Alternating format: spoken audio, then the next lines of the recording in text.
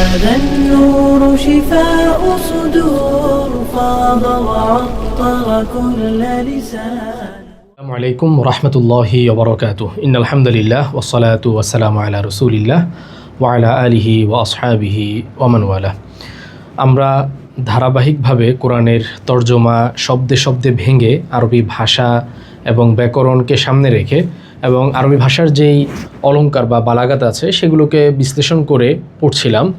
তো আজকে হচ্ছে আমাদের 7 নম্বর দার্স। আজকের দার্সে আমরা সূরা বাকারার 3 থেকে 5 নম্বর আয়াত পর্যন্ত পড়ব ইনশাআল্লাহ তাআলা। ইতিমধ্যে আমরা সূরা ফাতিহা শেষ করেছি এবং সূরা বাকারার প্রথম 2টি আয়াত শেষ করেছি।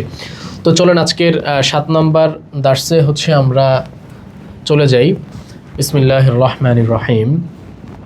7 নম্বর দার্সের শুরুতেই যেই আয়াতটা আছে সেটা হচ্ছে আল্লাযীনা ইউমিনুনা বিল গায়বি, যে যারা গায়বের উপরে ঈমান রাখে।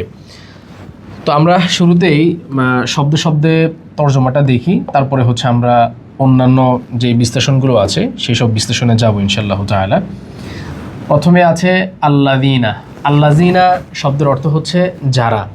আল্লাযীনা এটা আল্লাযী শব্দের বহুবচন, এটা মূলত আল্লাযী শব্দের বহুবচন। আল্লাযী মানে হচ্ছে যে, যারা, যে, যাকে, যার। এটা ব্যবহারের ক্ষেত্র অনুসারে এক এক সময় এক এক রকমের অর্থ হয়।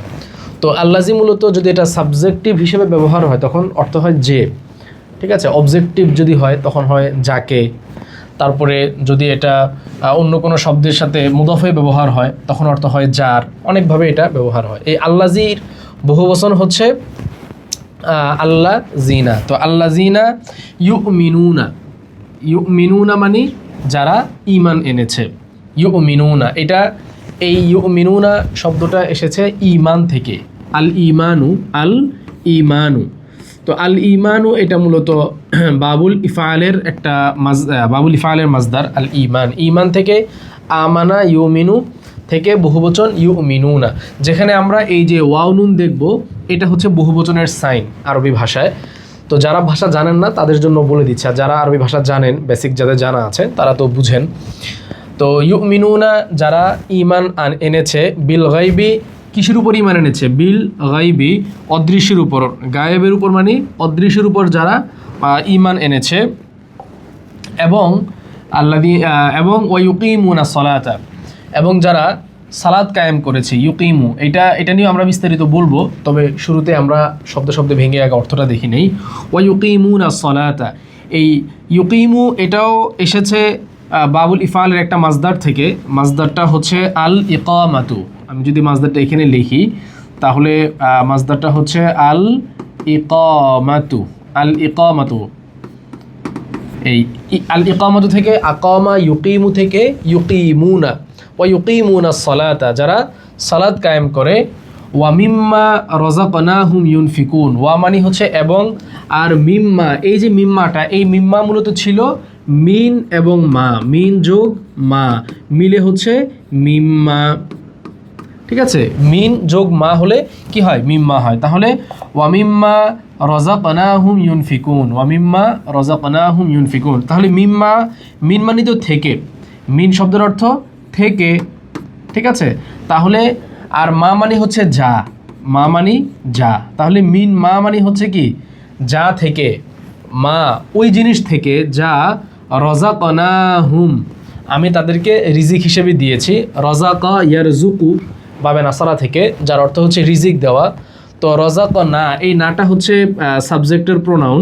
রাযাকনাহুম আল্লাহ নিজের জন্য বহুবচন ব্যবহার করেন। এটা মানে এটা প্লুরাল বা জামা, বহুবচনের সিগা এটা। তো আল্লাহ তাআলা নিজের জন্য কোরআনের বিভিন্ন জায়গায় বহুবচন ব্যবহার করেন সম্মানার্থে। তো কিন্তু আমরা অনুবাদে আর আমরা না বলে আমি বলছি ওয়ামিম্মা রাযাকনাহুম। আর হুম এটা হচ্ছে মাফউলের দমির বা অবজেক্ট হচ্ছে এখানে। মিম্মা রাযাকনাহুম, আমি তাদেরকে যেই রিজিক দিয়েছি সেখান থেকে তারা ইউনফিকুন খরচ করে। আল ইনফাক মানে খরচ করা, ইউনফিকুন ইনফাক, ইনফাক মানে খরচ করা। তো আল ইনফাকু এটাও কিন্তু বাবুল ইফআলেরই একটা মাজদার।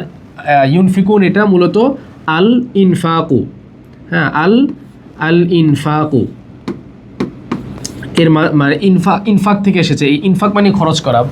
বাবুল ইফআলের মাজদার, ইনফাক থেকে আনফাকা ইউনফিকু থেকে ইউনফিকুন, এবং তারা খরচ করে। তাহলে দেখেন এখানে ফেলগুলো আগে এসেছে, ইউমিনুনা বিল গায়বি ওয়া ইউকিমুনাস সালাতা। তাহলে এটা একই ধারাবাহিকতায় ব্যাপার আয়াতটা এরকম ছিল, ইউনফিকুনা, এবং যারা খরচ করে, কিসের থেকে খরচ করে? মিম্মা, ওই জিনিস থেকে, রাযাকনাহুম, আমি যা তাদেরকে দিয়েছি সেখান থেকে তারা খরচ করে। কিন্তু কোরআনের ক্ষেত্রে যেটা হয়, প্রায় সময় কোরআনের যেই অন্তমিল, শেষের আয়াতের যে একটা ছন্দ, ওই ছন্দ ঠিক রাখার জন্য আয়াতের শেষে এসে এই ধরনের একটু আকপিচ করে ফেলা হয়। যেমন এখানে ইউনফিকুনকে পরে নিয়ে আসার ফলে পরবর্তী আয়াতে এখানে যে ইউকিনুন আছে, এই ইউকিনুনের সাথে এবং মুফলিহুনের সাথে একটা অন্তমিল তৈরি হয়েছে। কিন্তু যদি এটাকে এইভাবে ব্যতিক্রমভাবে না এনে বরং অন্যান্য ক্রিয়াগুলোকে যেভাবে আনা হয়েছে, ইউমিনুনাকে আগে, ইউকিমুনা সালাতাকে আগে নিয়ে আসা হয়েছে, এভাবে যদি বলা হতো যে আল্লাযীনা ইউমিনুনা বিল গায়বি ওয়া ইউকিমুনাস সালাতা ওয়া ইউনফিকুনা মিম্মা রাযাকনাহুম, তাহলে কিন্তু আয়াতের যে মানে শেষের অংশটা হতো মিম্মা রাযাকনাহুম।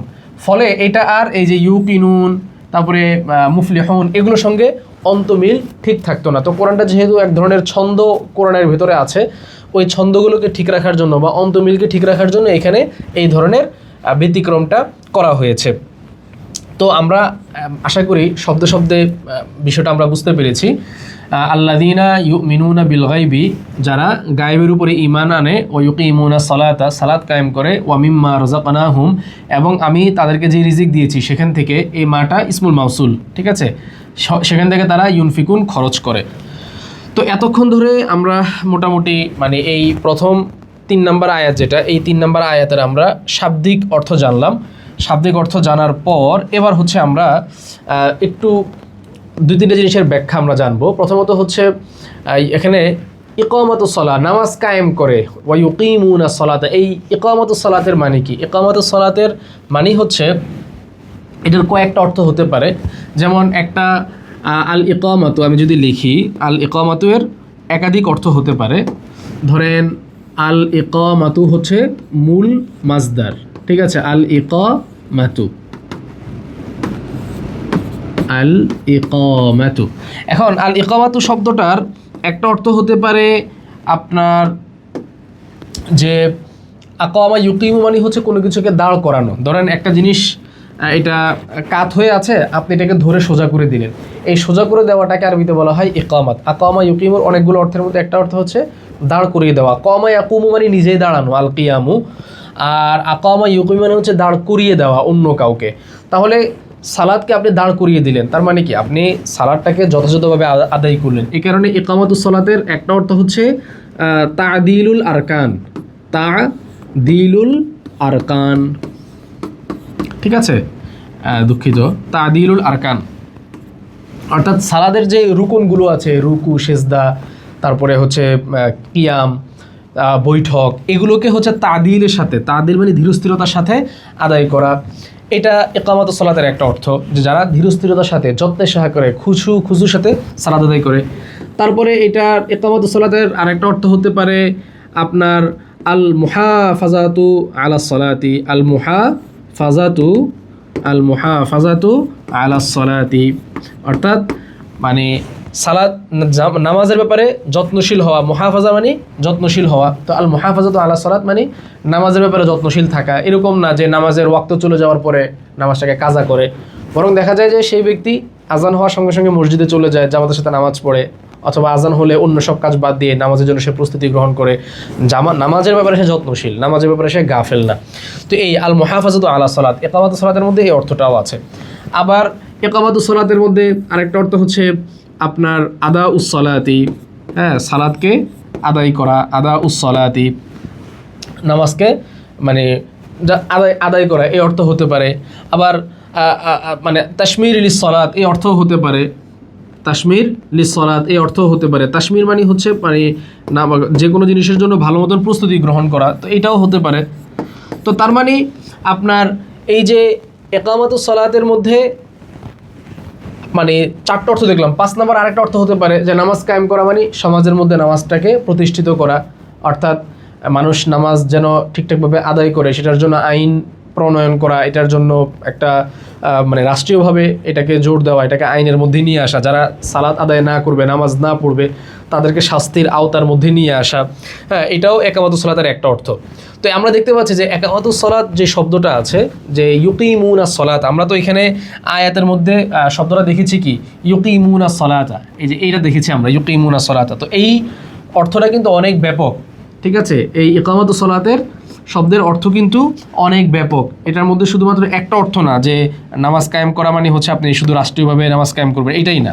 বরং এখানে খুশি খুশির সাথে নামাজ আদায় করা, ওয়াক্ত মতো নামাজ পড়া, নামাজের প্রতি যত্নবান হওয়া, তারপরে নামাজের ওয়াক্ত হয়ে গেলে নামাজের জন্য প্রস্তুতি গ্রহণ করা, এই সব অর্থই কিন্তু এই যে নামাজ কায়েম করা এই জিনিসটার মধ্যে আছে, ঠিক আছে? আচ্ছা, এবার আমরা পরের আয়াতে চলে যাই। এরপর আমি আরও দুই একটা বিষয় দেখাবো, বেশ চমৎকার কিছু বিষয় এই ইয়াটার মধ্যে আছে, এই যে 3 এবং 4, 5 এই আয়াতগুলোর মধ্যে আছে, সেগুলো নিয়ে আমি আলোচনা করব একবারে শেষে এসে। আচ্ছা, এখানে আরেকটা বিষয় বলি, সেটা হচ্ছে যে আল্লাযিনা যেটা আছে, এই আল্লাযিনা কিন্তু আগের আয়াতের যে সর্বশেষ শব্দ ছিল যে আলিফ লাম মিম যালিকাল কিতাবু লা রাইবা ফিহি হুদাল লিল মুত্তাকিন, এই মুত্তাকিন শব্দ থেকে কিন্তু এটা সিফাত হচ্ছে, মানে হুদাল লিল মুত্তাকিন, যেটা আমাদের আমরা আগের ইয়াতে দেখেছিলাম আল মুত্তাকিন। এই যে মুত্তাকিন শব্দ ছিল হুদাল লিল মুত্তাকিন, এই মুত্তাকিনেরই তারকিবের মধ্যে বা বাক্য বিশ্লেষণে মুত্তাকিনের সিফাত হচ্ছে কে কে? এই যে আল্লাযিনা। তো মানে মুত্তাকিন কারা, তাদের গুণাবলী আমরা এখানে দেখতে পাচ্ছি, বর্ণনা যে মুত্তাকিন কারা, যারা হচ্ছে যে এই গুণগুলো যাদের মধ্যে আছে। কি কি? এই যে যারা গায়েবের উপরে ঈমান রাখে। গায়েবের প্রতি ঈমান মানে কি? গায়েবের প্রতি ঈমান বলতে এটা ব্যাপক, এটার মধ্যে আল্লাহর উপর ঈমান আনা, ফেরেশতাদের উপর ঈমান আনা, তারপরে হচ্ছে পরকালের উপরে ঈমান, কিয়ামতের উপরে ঈমান, কবরের আযাবের উপরে ঈমান, জান্নাত জাহান্নামের উপরে ঈমান, যেগুলো আমরা চোখে দেখতে পাই না, অদৃশ্য জগতের বিষয়, সেগুলো সব কিছু এই গায়েবের মধ্যে অন্তর্ভুক্ত, এর উপরে ঈমান আনা। আচ্ছা, এরপরে আমরা তাহলে এগুলো কিন্তু পুরোটাই হচ্ছে আপনার ওই মুত্তাকিন শব্দ থেকে সিফাত হচ্ছে। তারপরের আয়াতে যদি আমরা আসি, এই আয়াতের মধ্যে ওই মুত্তাকিন শব্দেরই আবার সিফাত হিসাবে বলা হচ্ছে ওয়াল্লাযীনা ইউমিনুনা বিমা উনজিলা ইলাইকা ওয়া মা উনজিলা মিন ক্বাবলিক, এবং আল্লাযীনা যারা, এই যে আল্লাযীনা যারা ইউমিনুনা, আগের মতো ইউমিনুনা মানে যারা ঈমান আনে, বিমা উনজিলা কিসের উপরে ঈমান আনে? বিমা, ওই জিনিসের উপর। এই মাটা কিন্তু ইসমুল মাউসুল, কারণ আরবিতে মা কয়েক রকমের আছে, ঠিক আছে? বাংলাতে তো মা একরকম, মা মানে আম্মা, কিন্তু আরবিতে মা এটার অনেকগুলো অর্থ আছে। কখনো মা এটা ইসমুল মাউসুল হয়, বা আপনার এটা রিলেটিভ প্রোনাউন হিসেবে ব্যবহার হয়। ইসমুল মাউসুল মানে রিলেটিভ প্রোনাউন, যেটা যা অর্থ দেয়, যা, যাকে, যারা, যাদের, এই সমস্ত অর্থ দেয়। আবার অনেক সময় মা এটা আরবিতে মানে না সূচকের জন্য ব্যবহার হয়, এটা নেগেটিভ একটা ইয়া হিসেবেও ব্যবহার হয় আরবি ভাষায়, যেমন মা ফাআলতু আমি করিনি, মা আকালতু আমি খাইনি। আবার এটা ক্রিয়ার শুরুতেও আসে, যেমন মা। এর বাইরেও মা এটা অনেক সময় প্রশ্নবোধক অব্যয় হিসেবে ব্যবহার হয়, ইন্টারগেশন হিসাবেও এই মাটা ব্যবহার হয়। যেমন মা যা ফাআলতা মানে মা হাজা এটি কি, হোয়াট ইজ দিস আমরা বলি, মা হাজা এটি কি। তো এই মাটা দেখা যাচ্ছে কখনো প্রশ্নবোধক অব্যয় হিসেবে, কখনো এটা আমরা দেখতে পাচ্ছি যে এটা নেগেটিভ অব্যয় হিসেবে ব্যবহার হয়, বা না সূচক অব্যয় হিসেবে, হরফ হিসেবে ব্যবহার, ইসম হিসেবে ব্যবহার হয়। আবার অনেক সময় দেখা যাচ্ছে মাটা এটা ইসমুল মাউসুল বা যেই রিলেটিভ প্রোনাউন হিসেবেও ব্যবহার হয়। তো এখানে এটা হচ্ছে ইসমুল মাউসুল বা রিলেটিভ প্রোনাউন, মানে মা উনজিলা ইলাইকা। আর এই যে উনজিলা শব্দটা কিন্তু হচ্ছে আপনার আল ইনজাল থেকে, এটা আল ইনজাল থেকে এসেছে। ইনজাল আল ইনজালু, এই শব্দটা আমরা একটু দেখি। আল ইনজাল মানে হচ্ছে আপনার অবতীর্ণ করা। আল ইনজাল মানে অবতীর্ণ করা, কোনো কিছুকে আকাশ থেকে নামিয়ে আনা। আল ইনজালু অবতীর্ণ করা, বাবুল ইফআলের মাজদার আল ইনজালু। তো এখানে কোরআনে আমরা 2 রকমের ক্রিয়া দেখি। একটা হচ্ছে আল ইনজাল থেকে আনজালা ইউনজিলু, আল ইনজাল থেকে আনজালা ইউনজিলু। আরেকটা আমরা দেখি যেটা বাবুত তাফঈল থেকে ব্যবহার হয়, আত-তানজিলু, ঠিক আছে? ওইটা মাজদারটা হয় আত-তানজিলু, যেটা নাজ্জালা ইউনাজ্জিলু মানে মাদি এবং মুদারি, নাজ্জালা ইউনাজ্জিলু। তো দুইটাই কিন্তু হচ্ছে আপনার একই অর্থ, অবতীর্ণ হওয়া, কিন্তু দুটোর মধ্যে ব্যবহার একটু পার্থক্য আছে। পার্থক্যটা কি? পার্থক্যটা হচ্ছে আনজালা ইউনজিল মানে স্বাভাবিকভাবে অবতীর্ণ হওয়া, আর নাজ্জালা ইউনাজ্জিল মানে হচ্ছে অল্প অল্প করে অবতীর্ণ করা। তো যার কারণে দেখা যায় কোরআন নাজিল হওয়ার ব্যাপারেই শুধুমাত্র নাজ্জালা ইউনাজ্জিলু এই ক্রিয়াটাকে ব্যবহার করা হয়। আনজালা ইউনজিলু এটা অন্যান্য আসমানি কিতাবের ক্ষেত্রে ব্যবহার করা হয় না, যেহেতু অন্যান্য আসমানি কিতাবকে আল্লাহ তাআলা কোরআনের মতন অল্প অল্প করে 23 বছরের লম্বা সময় জুড়ে নাজিল করেননি। তো এটা আমি প্রসঙ্গক্রমে একটা মানে ব্যবহারের বিষয় আপনাদেরকে বলে দিলাম। তো এখানে আপনার এই যে আনজালা, আনজালা মানে তিনি অবতীর্ণ করেছেন, এটার প্যাসিভ ভয়েস হচ্ছে উনজিলা। এটা প্যাসিভ ভয়েস বা আমরা যেটাকে আরবিতে বলি ফেলে মাজহুল, সেখান থেকে এসেছে উনজিলা। উনজিলা মানে তাকে নাজিল করা হয়েছে, উনজিলা মানে তাকে নাজিল করা হয়েছে, এটা প্যাসিভ বা এটা ফেল মাজহুল। ঠিক আছে, ফেল মাজহুল। তো আর অ্যাক্টিভ যেটাকে আরবিতে বলা হয় মারুফ, আর প্যাসিভ যেটা মাজহুল। তো উনজিলা মানে কি? তাকে নাজিল করা হয়েছে। মা উনজিলা ইলাইকা, যা নাজিল করা হয়েছে, ইলাইকা মানে আপনার নিকট, যা নাজিল করা হয়েছে, ইলাইকা আপনার নিকট, ওয়ামা উনজিলা মিন কবলিকা এবং যা উনজিলা, তাহলে আপনার নিকট মানে কি? এখানে আমাদের নবীকে বলা হচ্ছে মা উনজিলা ইলাইকা। এই মা উনজিলা ইলাইকা মানে কি? আল কোরআন। মা উনজিলা ইলাইকা মানে আল কোরআন। আর ওয়ামা উনজিলা মিন কবলিকা এবং যা উনজিলা নাজিল করা হয়েছে মিন কবলিকা আপনার পূর্বে। এখানে যে মিন, এই মিনটা হচ্ছে অতিরিক্ত, এই মিনটার কোনো অর্থ আসবে না। মা উনজিলা যা নাজিল করা হয়েছে মিন কবলিকা, আসলে শুধু কবলাকা হবে, কবলাকা আপনার পূর্বে, কবলুন মানে পূর্বে আর কা মানে আপনার, তো কবলাকা আপনার পূর্বে। এই মিনটা অতিরিক্ত। আরবি ভাষায় মিন প্রায় সময় অতিরিক্ত অব্যয় হিসেবে আসে, যার তর্জমা হবে না, অর্থ হবে না। এখানেও মিনটা অতিরিক্ত হয়ে এসেছে, ওয়ামা উনজিলা মিন কবলিকা এবং আপনার পূর্বে যা নাজিল করা হয়েছে। তো এখানে দেখেন ওয়ামা উনজিলা মিন কবলিকা, এই অংশের মধ্যে ওয়ামা উনজিলা মিন কবলিকার মধ্যে অন্যান্য যে সমস্ত আসমানি কিতাব আছে সেগুলো উদ্দেশ্য, হ্যাঁ, অন্যান্য আসমানি কিতাব যেমন তাওরাত, ইনজিল, জবুর এগুলো। আর এই যে বিমা উনজিলা ইলাইকার দ্বারা উদ্দেশ্য হচ্ছে শুধুমাত্র আল কোরআনুল কারীম, কোরআন। ঠিক আছে, এখানে কোরআন উদ্দেশ্য, কারণ আমাদের নবীর কাছে নাজিল হয়েছে কোরআন।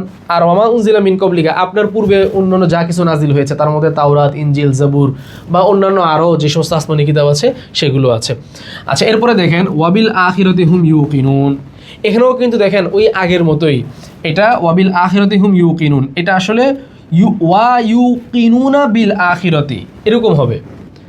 ঠিক আছে, ওয়াবিল আখিরাতি হুম ইউকিনুন, কারণ ওয়াবিল আখিরাতি এইটা তো হচ্ছে মোতাআল্লিক, মোতাআল্লিক হচ্ছে বাক্যের পরে থাকে, ফেলের পরে থাকে, এখানে আগে নিয়ে আসা হয়েছে ওই যে অন্তমিল ঠিক রাখার জন্য। তাহলে ওয়াবিল আখিরাতি এবং আখিরাতের প্রতি হুম মানে তারা, আর ইউকিনুন মানে একিন রাখে, বিশ্বাস রাখে। ইউকিনুন এটাও কিন্তু বাবুল ইফআলেরই মাসদার, আল ইকানু থেকে এসেছে, আল ইকানু এসেছে, আল ইকানু থেকে। ইকান মানে যে কোনো কিছুকে দৃঢ়ভাবে বিশ্বাস রাখা, আল ইকানু থেকে। আইকানা ইউকিনু, আইকানা ইউকিনু থেকে ইউকিনুনা, দৃঢ়ভাবে বিশ্বাস করে। তাহলে ওয়াবিল আখিরাতি হুম ইউকিনুন, তারা আখিরাতের উপরে দৃঢ়ভাবে বিশ্বাস করে, মানে ইউকিনুনা বিল হুম ইউকিনুনা, তারা বিশ্বাস রাখে বিল আখিরতি, হুম ইউকিনুনা তারা বিশ্বাস রাখে বিল আখিরতি। ঠিক আছে, এটাকে আগে নিয়ে আসা হয়েছে, তাহলে তারা আখিরাতের প্রতি বিশ্বাস রাখে। আচ্ছা, এই আয়াতেরও আশা করি আপনারা মানে শব্দে শব্দে অর্থ আশা করি বুঝতে পেরেছেন। এবার চলে যাই আমরা পরের আয়াতের মধ্যে। পরের আয়াতে কি বলা হচ্ছে? উলাইকা আলা হুদাম মির রাব্বিহিম।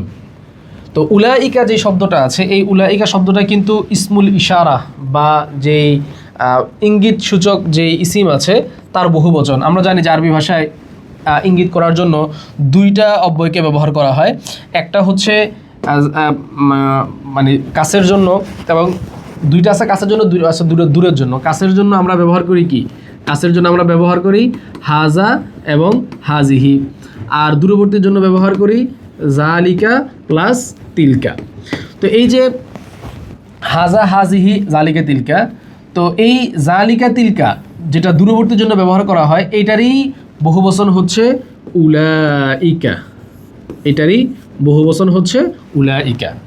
তাহলে এখন আসেন এই যে উলাইকা আলা হুদাম মির রাব্বিহিম, এই যে উলাইকা, তাহলে উলাইকা দিয়ে তাহলে আমরা কি বুঝলাম? উলাইকাটা হচ্ছে মূলত একটা ইশারাবাচক শব্দ, যেটা দিয়ে কোনো একটা দিকে ইশারা করা হয়। এখন উলাইকা দিয়ে তাহলে কি ইশারা করা হচ্ছে? উলাইকা মানে কি? ওরা। উলাইকা মানে ওরা, ওরা বলে কাদের দিকে ইশারা করা হচ্ছে? এই উলাইকা দিয়ে মূলত ওই সকল লোকদের প্রতি ইশারা করা হচ্ছে যেই সমস্ত লোকদের মধ্যে উপরে যেই কয়েকটা বিষয়ের কথা বলা হলো সেই গুণাবলীগুলো যাদের মধ্যে বিদ্যমান। এবং এটা কোরআনের একটা বিশেষ ব্যবহার, এটা আপনারা নোট করে রাখতে পারেন এবং ভালো করে মনে রাখতে পারেন। বিভিন্ন আয়াতের মধ্যে আপনারা এই ব্যবহারটা পাবেন, যেখানে হচ্ছে যে মানে প্রথমে বেশ কয়েকটা গুণাবলীর কথা আলোচনা করা হয়। এটা কমন একটা প্যাটার্ন কোরআনের। প্রথমে ধরেন 3, 4, 5, 6, 7টা গুণাবলীর কথা বলা হবে, বলার পরে এর আলোচনা শেষ হওয়ার পরে উলাইকা শব্দটাকে নিয়ে আসা হবে, নিয়ে এসে ইঙ্গিত করা হবে যে এই যে 6, 7, 8টা যেই গুণাবলীর কথা বলা হলো, এই গুণগুলো যে সকল লোকদের মধ্যে পাওয়া যাবে ওদেরকে ইশারা করে বলা হচ্ছে যে ওই সমস্ত লোকগুলোর ব্যাপারেই পরবর্তী বক্তব্যটা প্রযোজ্য হবে। তার মানে এখানে আমরা দেখতে পাই কয়টা গুণের কথা আলোচনা করা হয়েছে। আমরা যদি একটা একটা করে যদি একটু গণনা করে দেখি, যে আয়াতে উল্লেখ করা হিসেবে এখানে এই যে একটা পাচ্ছি আল্লাযিনা ইউমিনুনা বিল গায়বি, যারা গায়বের উপরে ঈমান রাখে, ওয়া ইউকিমুনাস সালাতা, নামাজ কায়েম করে 2, 3 নম্বরে হচ্ছে আল্লাহর রাস্তায় খরচ করে, তারপরে 4 নম্বর হচ্ছে যারা আসমানি কিতাবের উপরে মানে ঈমান রাখে, এটা হচ্ছে 4, তারপরে আখিরাতের উপরে ঈমান রাখে, এটা হচ্ছে 5। তাহলে আমরা এখানে এই 5টি গুণের উল্লেখ দেখলাম। এই তার মানে কি যে সমস্ত লোকদের মধ্যে এই 5টা গুণ পাওয়া যাবে, এখানে এই যে উলাইকা বলে তাদের দিকে ইঙ্গিত করা হচ্ছে। যে উলাইকা মানে কি? উলাইকা মানে হচ্ছে এই 5টা গুণ যাদের মধ্যে পাওয়া যাবে, এই সমস্ত লোকেরাই হলো আলা হুদাম মির রব্বিহিম। আলা মানে উপরে, আর হুদা মানে হিদায়াত, মির রব্বিহিম তাদের রবের, মিন মানে থেকে, আর রব্বিহিম তাদের রব। তাহলে তাদের রবের থেকে মানে কি? তাদের রবের পক্ষ থেকে হেদায়েতের উপরে আছে। উলাইকা এই 5টা গুণ যাদের মধ্যে পাওয়া যাবে তারা হলো ওই সমস্ত ব্যক্তি যারা আলা হুদান হেদায়েতের উপরে আছে। এই হেদায়েতটা কার পক্ষ থেকে? মির রব্বিহিম তাদের রবের পক্ষ থেকে। এবং উলাইকা এবং এই লোকগুলোই আবারও ইঙ্গিত করা হচ্ছে যে ওই যে 5টা গুণ যাদের মধ্যে আছে, এই যে 5টা গুণ যাদের মধ্যে আছে এই লোকগুলোই হচ্ছে হুমুল মুফলিহুন, মানে তারাই এই লোকগুলোই হচ্ছে সফল। মুফলিহ মানে সফল। আমরা ওই যে আজানের সময় বলি না হাইয়া আলাল ফালাহ, আসো কল্যাণের দিকে। এই ফালাহ, ফালাহুন শব্দ থেকে এসেছে মুফলিহ, একই মাথা থেকে মুফলিহ। ফালাহ মানে কল্যাণ, মুফলিহ মানে কল্যাণময়, কল্যাণকর। এই লোকগুলোই হচ্ছে কল্যাণকর বা সফল। আফলাহ ইউফলিহুর আরেকটা অর্থ হচ্ছে সফল হওয়া। তো মানে হাইয়া আলাল ফালাহ মানে কি? আসো সফলতার দিকে, আর মুফলিহ মানে সফল। তাহলে ওয়া উলাইকা হুমুল মুফলিহুন। এবং এই যে 5টা গুণ যাদের মধ্যে আছে এই লোকগুলোই হলো কে? মুফলিহ বা সফল। এই লোকগুলোই হচ্ছে সফল লোক। এখন আসেন আপনাদেরকে আমি এখানে মানে একটা বালাগাতের একটা ব্যাপার আলোচনা করি, যেটা কোরআনের অলংকার বা সৌন্দর্য। একটা বালাগাতের ব্যাপার আলোচনা করব, আর তাফসীর সংক্রান্ত ছোট্ট একটা আলোচনা করে আজকের তার শেষ করে দিব। প্রথমে আমি বালাগাতের আলাপটাতে চলে যাই।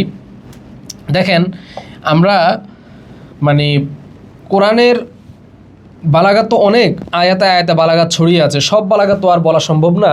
এখানে একটা বালাগাত যেটা আমরা সর্বশেষ আয়াতের মধ্যে দেখেছি সেটা আমরা আজকে আপনাদেরকে বলি। এটা হচ্ছে কোরআনের আরবি ভাষার যে স্বাভাবিক রীতি। স্বাভাবিক রীতি কি? স্বাভাবিক রীতি হচ্ছে মুবতাদা এবং খবরের মধ্যে মুবতাদা মারিফা থাকবে, খবর নাকেরা থাকবে। এটাই হচ্ছে স্বাভাবিক রীতি। যেমন আমরা যদি বলি যে সে সফল, তাহলে এটার আরবি কী হবে? হুয়া ধরেন মুফলিহুন, সে সফল। হুয়া মুফলিহুন, সে সফল।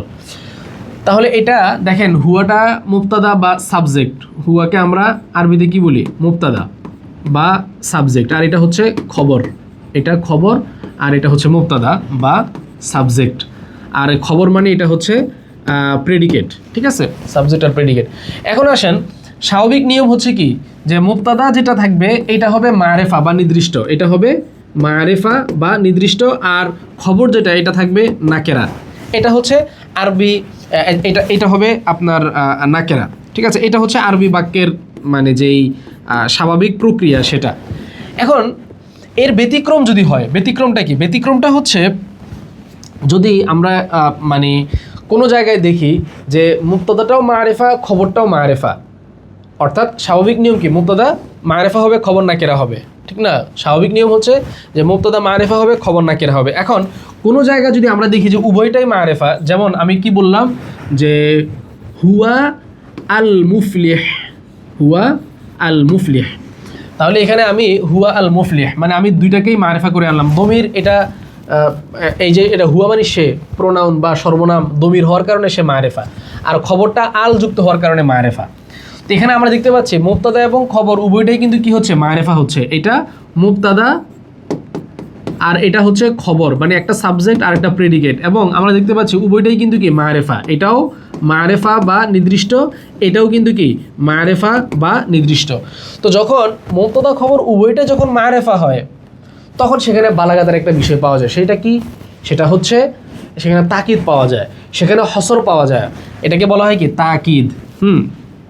এটাকে আমরা মানে বালাগাতের পরিভাষায় এটাকে হসর বলি, হসরুন, এই যে হসরুন, হা সদ র, হসর।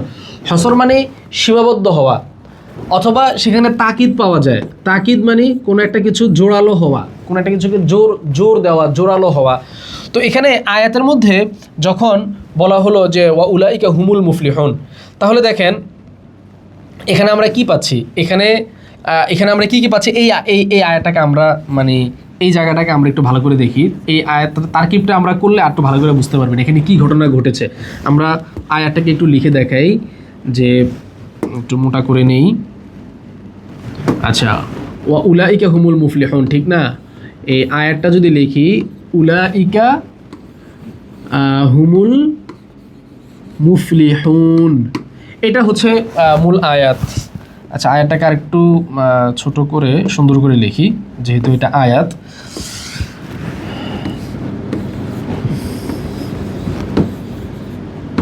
উলাইকা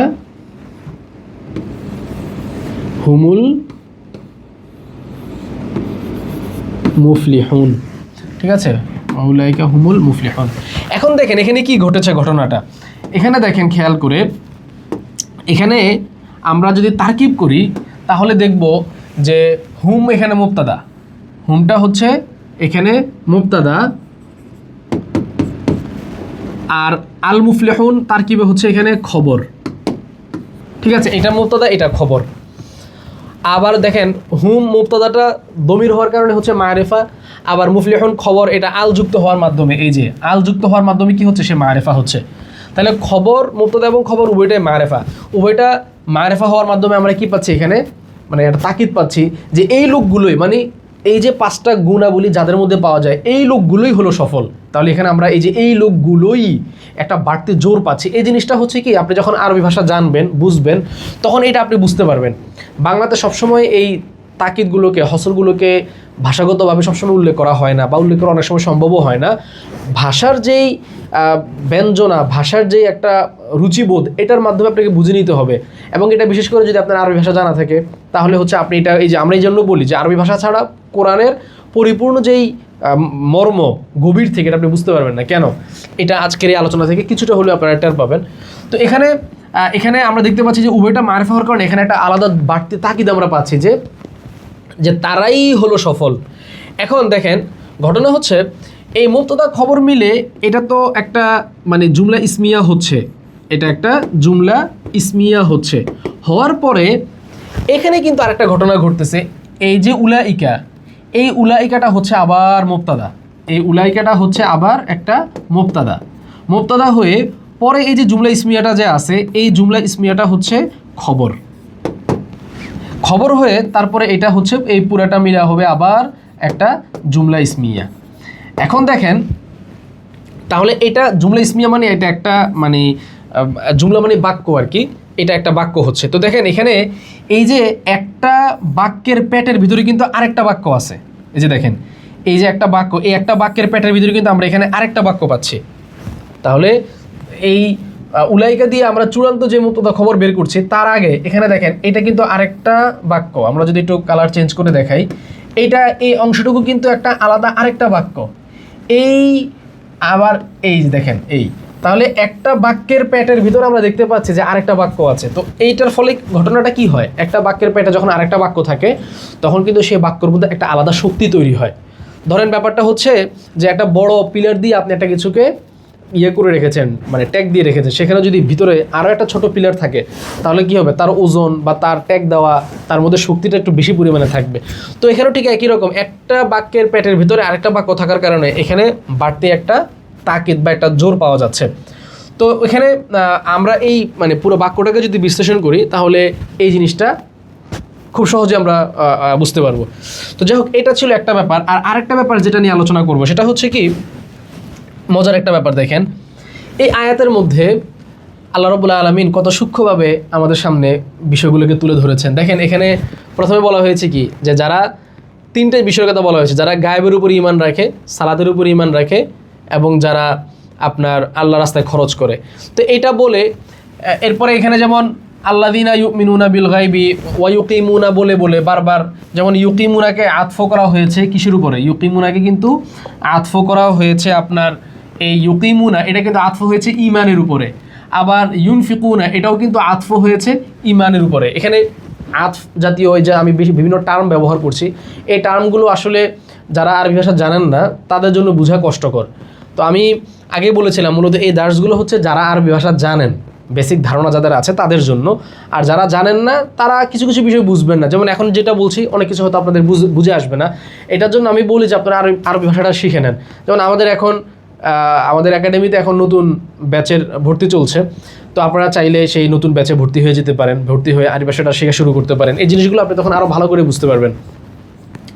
তো আমি এটার বিস্তারিত নিচে কমেন্টে দিয়ে রাখবো, সেখান থেকে আপনারা চাইলে বিস্তারিত বিবরণ দেখে নিতে পারেন, বা আমাদের যে ওয়েবসাইট আছে www.nlquran.net, এখান থেকে আপনারা চাইলে আরবি ভাষা থেকে বিস্তারিত দেখতে পারেন। তো যাই হোক, দেখেন এখানে আপনার মানে প্রথম যে ইউমিনুন আছে তার উপর আতফ করা হচ্ছে। তো এখানে পরবর্তীতে যে ওয়াল্লাযীনা ইউমিনুনা বিমা উনজিলা ইলাইকা ওয়া মা উনজিলা মিন ক্বাবলিকা ওয়া বিল আখিরাতি হুম ইউকিনুন, পরবর্তীতে আমরা দেখছি আরও দুইটা ফেল আছে, একটা হচ্ছে এই ইউমিনুন আর একটা ইউকিনুন। এই দুইটা ফেলকে কিন্তু এই ইউমিনুনের উপরে আতফ করা হয় না, বরং এখানে নতুন করে আবার আল্লাযীনা এনে একটা স্বতন্ত্র বাক্য হিসেবে নতুন করে নিয়ে আসা হয়েছে। তো এটা কেন করা হয়েছে? এটা মজার জিনিস, দেখেন কেন করা হলো। কারণ হচ্ছে এই যে প্রথম যে আল্লাযীনা ইউমিনুনা বিল গায়বি, এখানে আমরা দেখতে পাচ্ছি তিনটা বিষয়ের উল্লেখ আছে। কি কি? এক নম্বরে হচ্ছে ঈমানের উল্লেখ আছে, আল্লাযীনা ইউমিনুনা বিল গায়ব। তাহলে এক নম্বরে আমরা দেখতে পাচ্ছি এখানে আল্লাহ রাব্বুল আলামিন ঈমানের কথা বললেন, ঈমানের কথা বললেন। নাম্বার 2 ওয়া ইউকিমুনাস সালাতা, সালাত বা নামাজের কথা বললেন। নাম্বার 3 ওয়া মিম্মা রাযাকনাহুম ইউনফিকুন, আল্লাহর রাস্তায় যে খরচ করার কথা বললেন, তার মানে জাকাতের কথা বললেন, আল্লাহর রাস্তায় খরচ করা। এখন আসেন এই তিনটা জিনিসের দিকে যদি আপনারা একটু ভালো করে খেয়াল করেন, তাহলে দেখবেন যে ঈমান এটা হচ্ছে মানে আল ইবাদাতুল বাদানিয়া বা মানুষের আল ইবাদাতুল কলবিয়া, মানুষের যেই বা আমালুল কলব, মানুষের অন্তরের যত রকমের আমল আছে তার মধ্যে সর্বোচ্চ স্তরের আমলটা হচ্ছে ঈমান হচ্ছে মানে ইবাদতে আল ইবাদাতুল নফস কলবিয়া লিখলাম, আল ইবাদাতুল কলবিয়া, মানে মানুষের যেই বা আমালুল কুলুব বলি আমরা, মানুষের অন্তরের যত রকমের আমল আছে তার মধ্যে সর্বোচ্চ স্তরের আমলটা হচ্ছে কি? ঈমান। তো ঈমান শব্দের উল্লেখ করার দ্বারা মূলত ইবাদতে কলবিয়া বা মানুষের অন্তরের যত রকমের আমল আছে, অন্তরের আমল কি কি, যেমন আমি আরও কয়েকটা যদি বলি, যেমন হিংসা হাসাদ না করা, অহংকার না রাখা, এগুলো সব মানুষের অন্তরের আমল, ঠিক আছে? এগুলো হচ্ছে মানুষের অন্তরের আমলের সাথে সম্পৃক্ত। তো এই অন্তরের সাথে সম্পৃক্ত যত রকমের আমল আছে তার মধ্যে সবচেয়ে উত্তম হচ্ছে ঈমান। তো ঈমান বলার দ্বারাই কিন্তু অন্তরের সকল আমলের কথা চলে আসে। এরপরে সালাদটা হচ্ছে মানুষের আল ইবাদাতুল বাদানিয়া, কারণ মানুষ যত ইবাদত করে এটা 3 ধরনের হয়, এটা হয় ইবাদাতুল কলবিয়া হয় অথবা ইবাদাতে বাদানিয়া হয়। আল ইবাদাতুল বাদানিয়া, ঠিক আছে, মানুষের শারীরিক ইবাদত। আমরা শারীরিকভাবে অনেক ধরনের ইবাদত করি, নামাজ পড়ি, রোজা রাখি, তারপরে তো এই সমস্ত ইবাদতের মধ্যে সর্বোত্তম বা সর্বোচ্চ স্তরের ইবাদতটা হচ্ছে কিন্তু সালাত, মানুষের মানে ইবাদতে বাদানিয়ার মধ্যে। আর যাকাতটা হচ্ছে মানুষের আল ইবাদাতুল মালিয়া বা মানুষের যেই মানে আর্থিক যে ইবাদত আছে, আর্থিক ইবাদতের মধ্যে সর্বোচ্চ ইবাদতটা হচ্ছে যাকাত। তাহলে দেখেন মানুষের এই ইবাদতের যে মৌলিক যে 3টা দিক আছে, ইবাদতে কলবিয়া, ইবাদতে বাদানিয়া বা শারীরিক ইবাদত, আর ইবাদতে মালিয়া মানুষের অর্থনৈতিক ইবাদত, এই 3টার কথাই কিন্তু এই সুন্দরভাবে এখানে চলে এসেছে। এবং পরবর্তীতে তাহলে এই যে পরবর্তীতে আবার আল্লাযীনা নতুন করে এনে, তার মানে এই 3টে জিনিসকে আলাদা করে দেওয়া হয়েছে। এখানে যে 3টা আলাদা আলাদা বিষয়, মৌলিক মোটা দাগের 3টা বিষয় লুকিয়ে আছে, এখান থেকে আমরা দেখতে পারি। এটা গেল একটা বিষয়। আর সর্বশেষ দ্বিতীয় আরেকটা যে বিষয়টা দেখাবো সেটা হচ্ছে, দেখেন এখানে খুব সুন্দরভাবে কিন্তু ঈমানের যেই মৌলিক ঈমানের যে 6টি বিষয় আছে, যে 6টি বিষয় না থাকলে একজন মানুষ ঈমানদার হতে পারে না, সেটার কথাও কিন্তু এখানে পরোক্ষভাবে উল্লেখ করে দেওয়া হয়েছে। যদিও এই 6টা বিষয়ের কথা অন্যান্য আয়াতের মধ্যে স্পষ্টভাবে উল্লেখ করা আছে, কিন্তু এখানে স্পষ্টভাবে না থাকলেও অস্পষ্টভাবে কিন্তু আছে। কিভাবে একটু খেয়াল করেন, এখানে আমরা যদি দেখি যে মৌলিক ইমানের বিষয়গুলো কি কি। মৌলিক ইমানের বিষয়গুলো হলো মানে আমান্তু বিল্লাহি, আল্লাহর উপরে ইমান রাখা এক।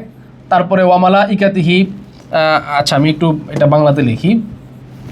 মৌলিক ইমানের বিষয়গুলো কি কি? এক নম্বরে হচ্ছে মানে আল্লাহর উপরে ইমান রাখা। তারপরে 2 নম্বরে হচ্ছে আমান্তু বিল্লাহি ওয়ামালা ইকাতিহি।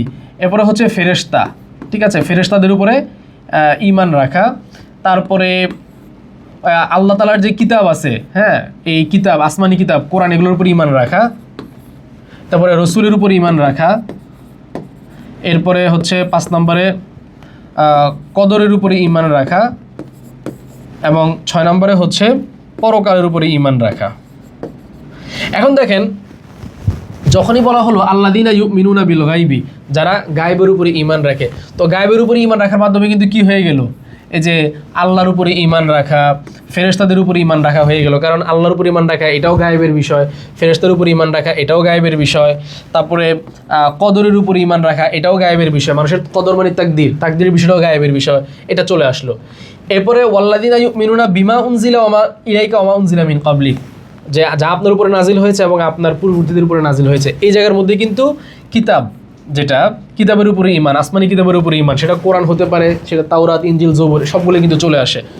এরপরে হচ্ছে আপনার এই কিতাবের উপরে ইমান আনলে অবধারিতভাবে রাসূলের উপর ইমান আনা লাজিম হয়ে যায়, কারণ যা আপনার উপরে নাজিল হয়েছে, ফলে ইমানটা আপনার উপরও থাকতে হবে, কিতাবের উপরও থাকতে হবে, একটা আরেকটার সাথে কি মানে আবশ্যকীয় একটা আরেকটার জন্য। ফলে এই আয়াতের মাধ্যমেও কিন্তু রাসূলের উপরও ইমান আনা হয়ে যায়, ইমান আনার আলোচনাটা পরোক্ষভাবে চলে আসতেছে। সর্বশেষ বাকি থাকে কি পরকাল। এই পরকালটা এই যে ওয়াবিল আখিরাতি হুম ইউকিনুন, এটার মধ্যে কি পরকালের আলোচনা চলে এসেছে।